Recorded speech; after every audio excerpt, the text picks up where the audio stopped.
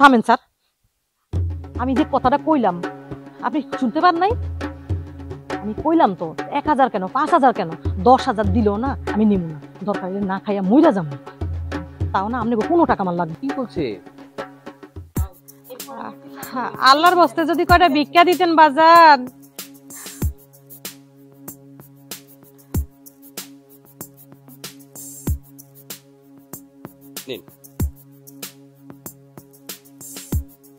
ধরেন আপনার টাকা, আমার টাকা লাগবে না।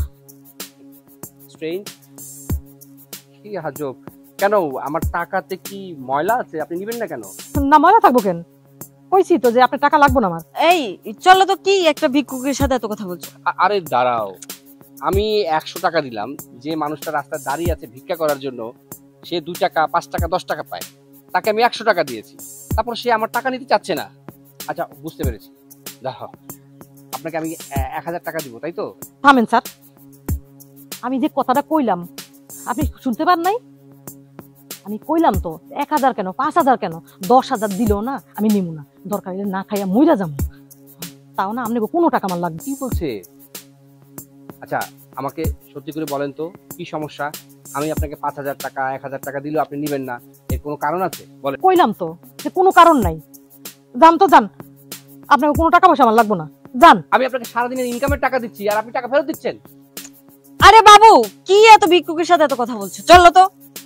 তুমি ব্যাপারটা বুঝতে পারছো না, আমি এত কষ্ট করে এত টাকা উপার্জন করেছি, এটা কিন্তু আমি ওই চুরি বাটপারি করে করি নাই, বুঝতে পেরেছো? আমার পরিশ্রমের, আমার ঘামের টাকা, আর সেই টাকা উপার্জন থেকে আমি তাকে কিছু টাকা দিতে চাচ্ছি, সে টাকা নিতে চাচ্ছে না। এটা তো আমার জন্য একটা ইনসাল্টিং, তাই না? কেন নিতে চাচ্ছে না সে? আরে বাবু, এরা তো ছোট লোক, বুঝো না? এরা ভালো কিছু ডিজার্ভ করে না, এটা এরা 2 টাকা 5 টাকা এটাই ডিজার্ভ করে। বাবু চলো, আমাদের না দেরি হয়ে যাচ্ছে। বাবু চলো, আজকে পিজা খাবো, বিল আমি পে করবো। চলো তো, চলো চলো চলো।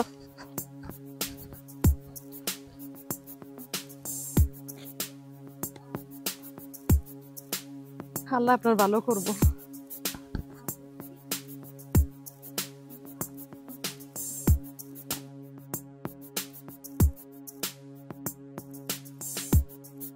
তুমি এখানে একটু দাঁড়াও, আমার পানির পিপাসা পেয়েছে, আমি যাবো আর আসবো, ঠিক আছে? 2 মিনিট। বাবু হ্যাঁ ফার্স্ট আসবো। ওকে।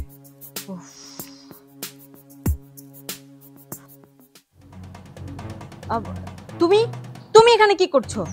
আর তোমার কি লজ্জা শরম নাই? যেখানে সেখানে ভিক্ষা করতে বসে পড়ো। আমি বয়ফ্রেন্ড নিয়ে যাইতেছি, তুমি সেখানেও ভিক্ষা যায় বসছো। আমি তো বুঝতে পারি নাই যে তোরা, যদি বুঝতে পারতাম তাহলে কি আমি ভিক্ষা চাইতাম? ক হইছে হইছে, যাও তুমি তোমার কামে যাও, যাও এখান থেকে যাও। চাঁদনি, আর তুমি এসছো, এই দেখো না ভিক্ষুকটা আবার চলে এসছে ভিক্ষা নিতে। উনি তোর মা, উনি 10 মাস 10 দিন ধরে গর্ভে ধরেছে, সেই মা। কি বলছো তুমি? উনি আমার মা হবে কেন? আবার মিথ্যা কথা বলছিস, মিথ্যাবাদী কোথাকার। এই তুই কি করে পারলি তোর এই মাকে অস্বীকার করতে? বুঝলাম যে তোরা বস্তিতে থাকিস, তোর মা বস্তিতে থাকে, এই জন্য তাকে অস্বীকার করতে হবে। তুই না বলেছিলি তোর বাপ মা অস্ট্রেলিয়া থাকে? তুই কি ভেবেছিস আমি কিছুই জানতে পারবো না? আমি তখনই সন্দেহ করেছি যখন আমি তাকে 100 টাকা দেওয়ার পরেও সে টাকা নিতে চাইলো না, সে 1000 10,000 টাকাও নিবে না। এবং আমি যখন যাচ্ছিলাম তখন দেখলাম একটা লোক তাকে 10 টাকা দিয়েছে, সেই 10 টাকা সে নিয়েছে এবং তার জন্য দোয়া করেছে, কিন্তু আমার 100 টাকা সে নেয়নি। এই জন্য আমি তোকে এখানে রেখে তার কাছে গিয়েছিলাম জিজ্ঞেস করতে আসল ঘটনাটা। আপনি আপনি এনেছেন কেন? আচ্ছা আন্টি, আমার একটা কথা বলেন তো, আপনি তো আমার মায়ের বয়সী, আমি আপনার কাছে সত্যি কথাটা জানতে চাচ্ছি। আমি যে আপনাকে 100 টাকা দিলাম, আপনি নিলেন না, আপনি আমাকে বললেন 1000 টাকা 10,000 টাকাও দিলেও নিবেন না।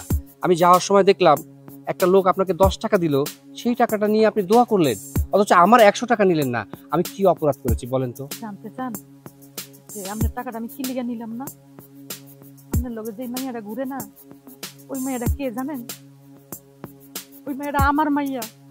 আমি 10 মাস 10 দিন ওই মায়ের গর্ভে ধরছি। কি বলছেন আপনি? চাঁদনি, চাঁদনির বাবা মা তো অস্ট্রেলিয়া থাকে। আমি ঠিকই কইছি বাজান, ও আমার মাইয়া। শুধু আমি গরিব বইলা না, আমার মাই আমারে পরিচয় দিতে চায় না যে আমি ওর মা। আমি বস্তিতে থাকি, আমি ওরে কত কষ্ট করে লেখাপড়া করাইছি। ও যখন ছোট্ট ছিল না তখন ওর বাপ মরে গেছে, আমি মানুষের বাসায় বাসায় কাম করছি। এখন তো বয়স হয়েছে, এমন মানুষের বাসায় কাম করতে পারি না, তাই তো আমি রাস্তায় নেমে ভিক্ষা করতে আইছি। ও বড় হয়েছে, বড় জায়গায় লেখাপড়া করতেছে, এই জন্য আমার পরিচয় দেয় না। ও কয় আমি নাকি ওর মা না। আমি কি করবো কোন? আমি বস্তির চাই, আমার টাকা পয়সা নাই, কাপড় চোপড় ভালো না, এদিকে ও কইছে ও চোখের সামনে যেন আমি নাই। কিন্তু আজকে না ভুল কইরা আপনাকে চোখের সামনে পড়ে গেছি। জানেন বাজান, আমার স্বামীটা যখন পড়ে গেছিল না তখন আমার খুব অল্প বয়স।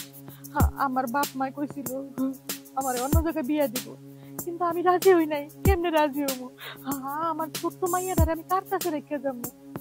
আমার মাইয়াটা এক জায়গায় কানবো, আমি আরেক জায়গায় কানবো। এই মাইয়ার মুখের দিকে তাকাই আমি বিয়ে হবই না, নিজের জীবনের দিকেও চাই না।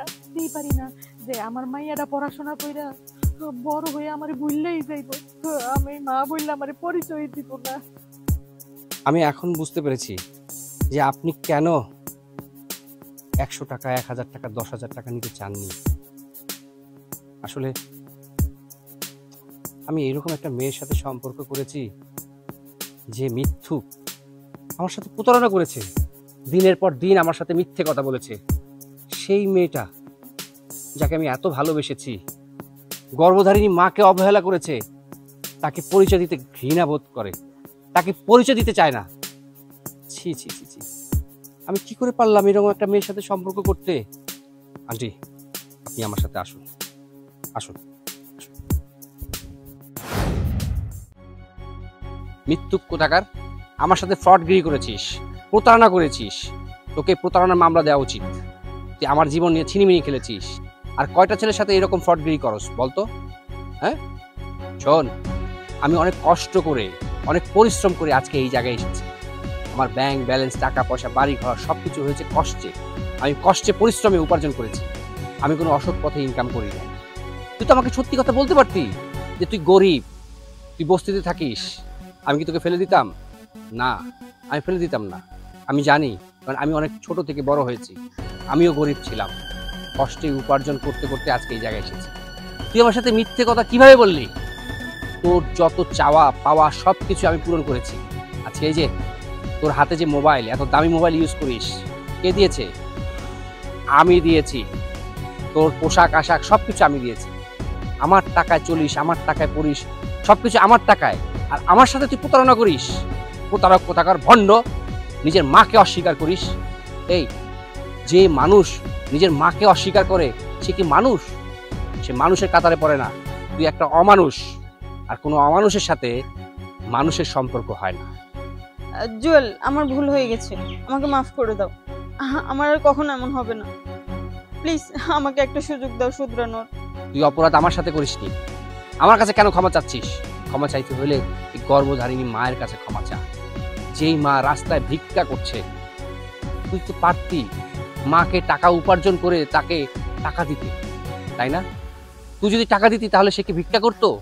আজকে তোর জন্য, তোর মুখের দিকে তাকিয়ে তোর মা কোনো বিয়ে শাদী করেনি।